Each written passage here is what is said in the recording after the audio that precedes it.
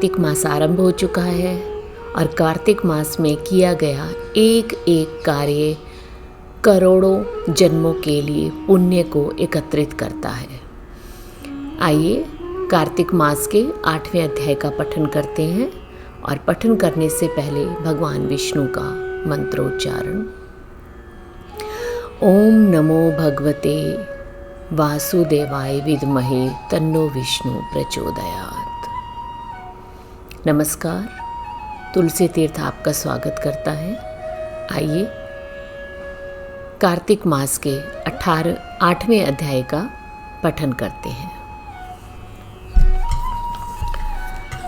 एक समय श्री वेद व्यास जी से नारद मुनि ने पूछा, व्यास जी, सब आश्रमों में गृहस्थ आश्रम क्यों श्रेष्ठ है?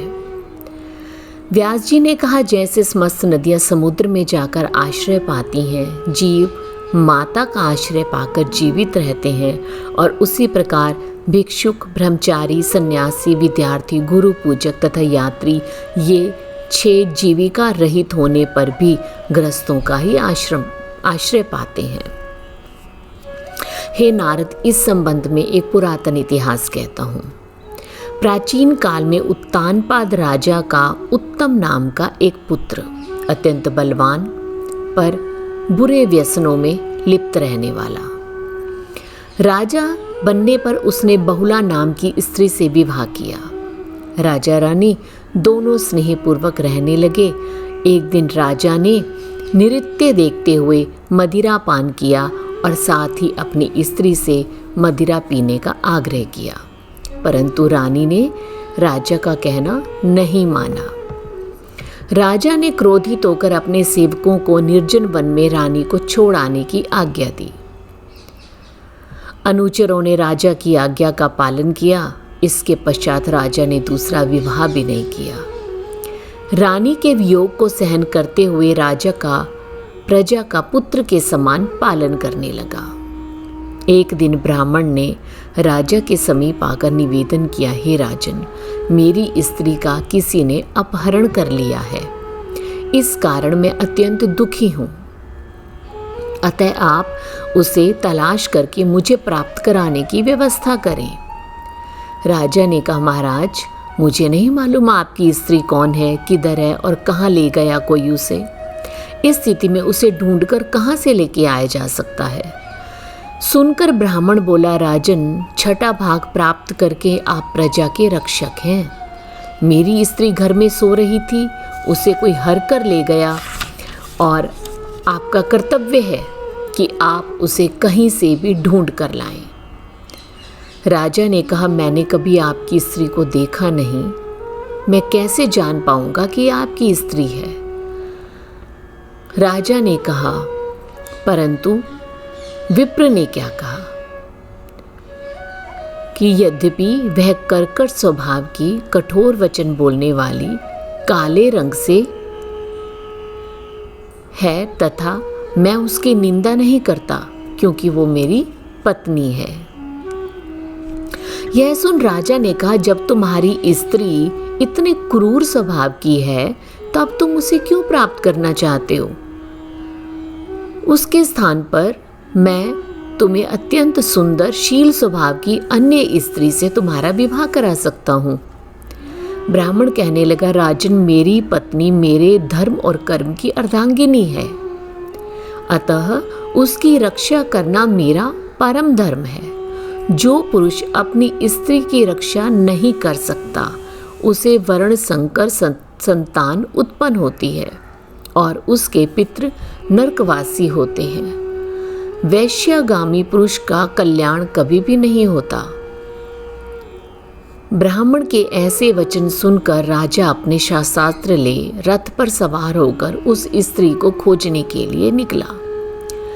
कुछ दूर गया एक आश्रम देखा जिसमें एक महान तपस्वी कुशा के आसन पर विराजमान थे। राजा को आश्रम में आया देखकर ऋषि ने उसका कोई आदर सत्कार नहीं किया। कहने लगे, मैं जानता हूँ तुम राजा उत्तानपाद के पुत्र हो, मगर यहाँ किस कारण आए हो? राजा ने कहा, मुने, एक ब्राह्मण के घर से कोई उसकी स्त्री हर कर ले गया, मैं उसी की खोज में आया हूँ। मगर आपने तो ना अर्ध्य आदि ना तो अर्ध्य आदि और ना ही किसी प्रकार का कोई आदर सत्कार किया, इसका क्या कारण है? तब ऋषि ने उत्तर दिया, राजन तुम अर्ध्य योग्य तो हो ही नहीं।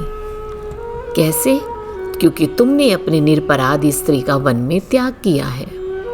जहाँ स्त्री का यह धर्म है कि वह तन मन धन से पति की सेवा करती है, उसकी आज्ञाकारिणी रहती है, वहाँ पति का भी तो परम धर्म होता है कि वह अपनी पत्नी का यथोचित सम्मान करे। जिस घर में स्त्रियों का मान होता है वहाँ देवताओं का वास होता है, और जहाँ पर स्त्रियों का अनादर होगा वहाँ सुख शांति कभी नहीं रह सकती। राजा लज्जित हुआ, पूछने लगा, महाराज आप भूत भविष्य वर्तमान तीनों काल को जानने वाले हैं, कृपया आप बता सकते हैं कि ब्राह्मण की स्त्री को कौन हर कर ले गया? ऋषि ने ध्यान धरकर कहा, राजन अदिति का पुत्र वलाक नामक राक्षस उस ब्राह्मणी को हर कर उत्पलातवर्त वन में ले गया, अतः तुम उसको ढूंढकर ब्राह्मण का संयोग कराओ।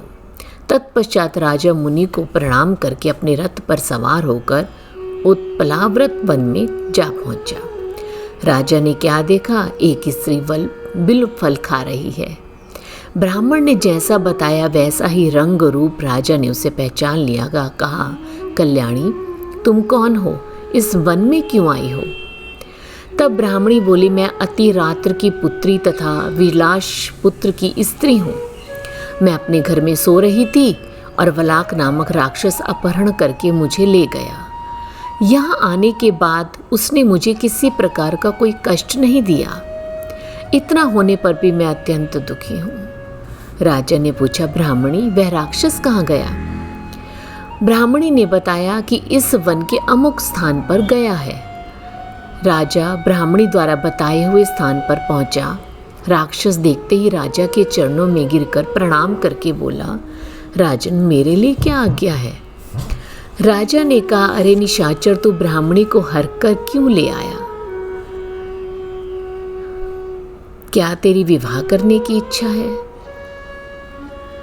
तब राक्षस कहने लगा, राजन मेरे घर में तो अनेक रूपवती अप्सराएं हैं। मैं तो पूर्व जन्म के पापों का प्रायश्चित कर रहा हूँ। इस ब्राह्मणी का पति राक्षसों को मारने का मंत्र जानता है।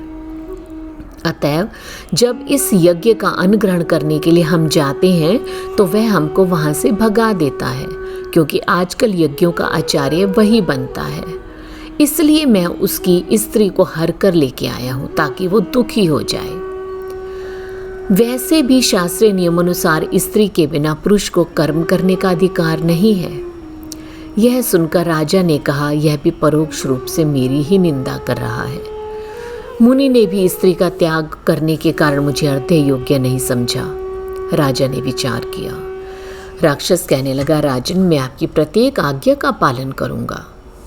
इतना कहकर हाथ जोड़कर खड़ा हो गया।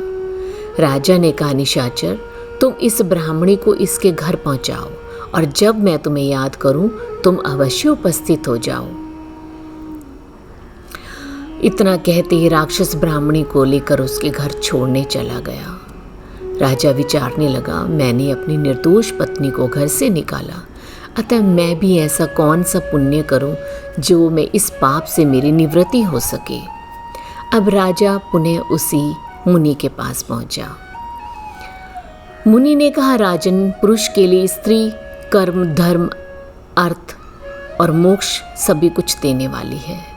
इतना ही नहीं, स्त्री के बिना इस लोक और परलोक कहीं पर भी सुख की प्राप्ति नहीं। स्त्री चाहे रूप से रहित हो, रोगी हो, दरिद्री हो, कर्कश स्वभाव की हो, पुरुष को उसका सम्मान करना चाहिए। राजा कहने लगा, मुनि मैंने अपनी निर्दोष पतिव्रता स्त्री को त्यागा है, मैं अब क्या करूं? मुनि ने कहा, राजन तुम्हारी स्त्री को अकेले वन में घूमते हुए शतापात नामक नाग उसे पाताल लोक ले गया है। नाग की नंदा नाम की कन्या है जिसने उसको घर में छिपा रखा है। यह सुनकर राजा वहां से अपने घर आया। ब्राह्मण को स्त्री सहित अपने घर देख अत्यंत प्रसन्न हुआ। ज्यों ही राजा ने वलाक नामक राक्षस को याद किया, वह तुरंत उपस्थित हो गया। राजा ने उसे पाताल लोक से अपनी स्त्री को लाने का आदेश दिया। राजा आज्ञा मिलते ही वलाक पाताल लोक गया, वहां से राजा की स्त्री लाकर सौंप दी। राजा और रानी स्नेहपूर्वक रहने लगे। नारद जी कहते हैं, राजा पृथु, गृहस्थ आश्रम महात्म्य हमने तुमको विस्तार पूर्वक सुनाया। आगे की कथा अगले अध्याय में। इति श्री 8वां अध्याय समाप्त। तुलसी तीर्थ आप सभी का हार्दिक धन्यवाद करता है, क्योंकि आपका आशीर्वाद निरंतर बना हुआ है और आशा करती हूँ सदैव बना रहेगा। कार्तिक मास में भगवान विष्णु के प्रति किया गया प्रत्येक कार्य अनेक जन्मों के पुण्यों को संचित करता है। आपसे निवेदन है कि कार्तिक मास में अवश्य अधिक से अधिक पुण्यों को करके अपने अगले जन्मों के पुण्यों को संचित करें। तब तक के लिए नमस्कार। कल करेंगे 9वें अध्याय का पाठ। तब तक के लिए तुलसी तीर्थ आपका धन्यवाद करता है। नमस्कार।